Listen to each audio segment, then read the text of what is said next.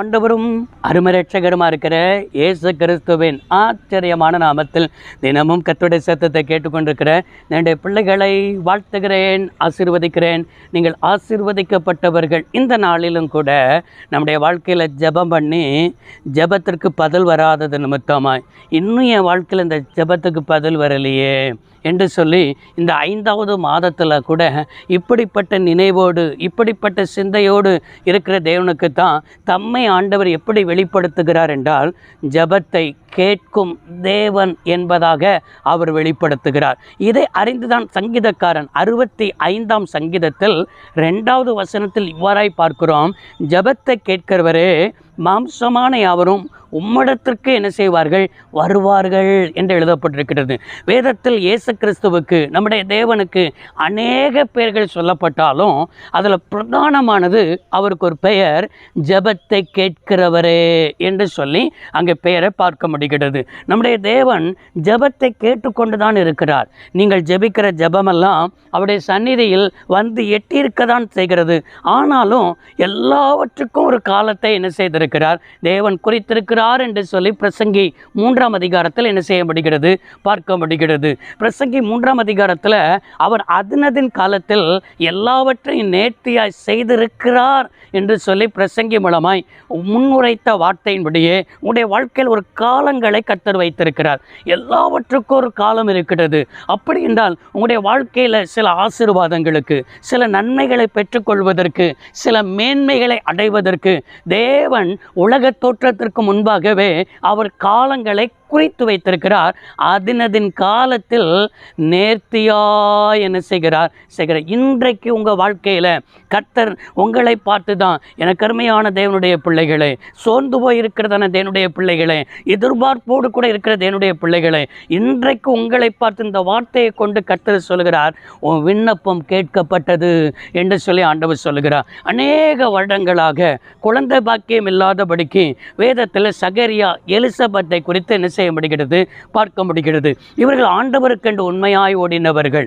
ஆண்டவருக்கென்று சொல்லி என்ன செய்தார்கள், ஊழியம் செய்தார்கள். இவன் ஒரு ஆசாரியன், கர்த்தருக்கு ஆசாரிய ஊழியம் செய்தவன். எத்தனையோ ஜபங்களை செய்திருப்பான். ஆலயத்துக்கு வருகிறவர்களுக்கு எத்தனையோ ஜபம் செய்து இவன் ஜபத்தின் மூலமாக எத்தனையோ குடும்பத்திற்கு குழந்தை பாக்கியத்தை கர்த்தர் என்ன செய்திருப்பார், அருள செய்திருப்பார். ஆனால் இவர்கள் 2 பேருமே வயது சென்றவர்களாய் ஆகிவிட்டார்கள். ஆனாலும் ஒரு ஜெபம், எப்படியாவது எனக்கு ஒரு குழந்தை பாக்கியம் வேணும், எப்படியாவது எங்கள் ஜெபத்திற்கு பதில் வரணும் அப்படின்னு சொல்லி அந்த ஜெபத்தை பதில் வர்ற வரைக்கும் என்ன செய்யலைன்னா நிறுத்தவில்லை. வழக்கமாக ஜெபிக்கிற ஜெபம் காணப்பட்டது.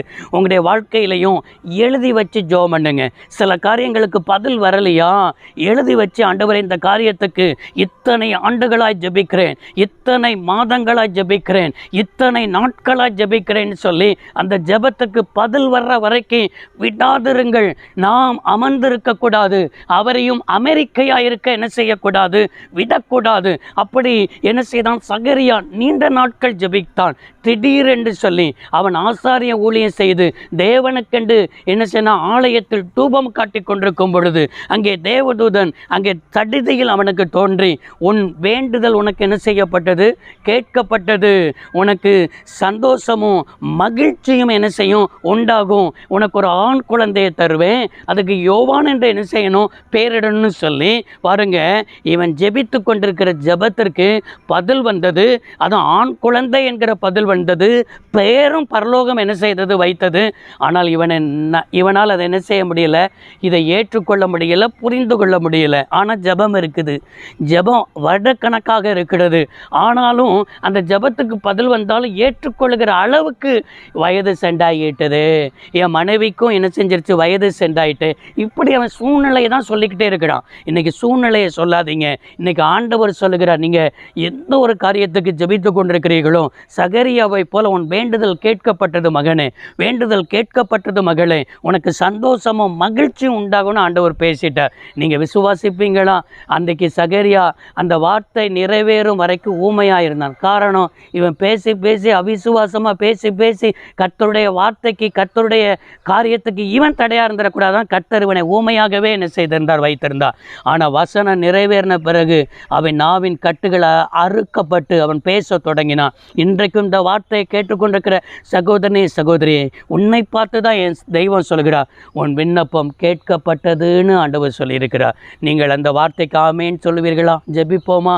சர்வ வல்லமையுள்ள தெய்வமே, அருமை தகப்பனை, இன்றைக்கும் உடைய பிள்ளையுடைய வாழ்க்கையில் விண்ணப்பம் கேட்கப்பட்டதுன்னு சொல்லி தைரியப்படுத்தியிருக்கிறேன். இந்த வார்த்தையை அப்படியே விசுவாசிக்கிறோம். இந்த வார்த்தையின்படியே அற்புதம் செய்யும். இயேசு ரட்சக நாமத்தில் பிதாவே, ஆமேன். கர்த்தர் உங்களை ஆசீர்வதிப்பாராக. God bless you all.